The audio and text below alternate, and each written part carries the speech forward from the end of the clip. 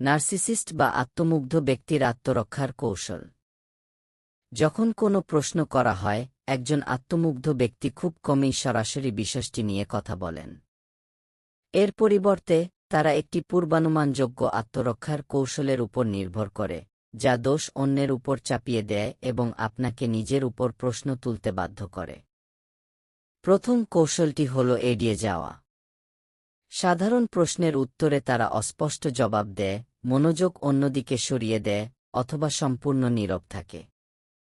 দায়বদ্ধতা এড়ানোর জন্য তারা যেকোনো কিছু করতে পারে। এরপর আসে শর্তের বিষয়টি, কোনো কিছুই তারা স্বেচ্ছায় দেয় না। এমনকি দয়াও একটি লেনদেনমূলক বিষয়, যার প্রতিদান পরে দেওয়ার প্রত্যাশা থাকে।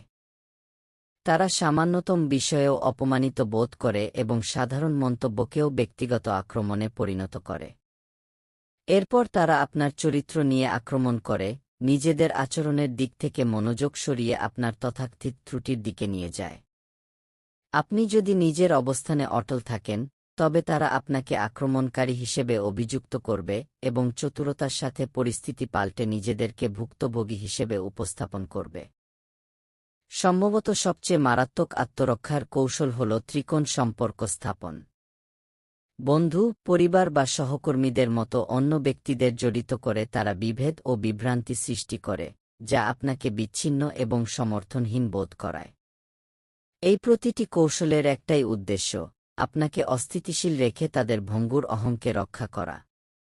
এই আচরণগুলোকে তাদের আসল রূপে চেনাটাই আপনার ক্ষমতা ফিরে পাওয়ার প্রথম ধাপ।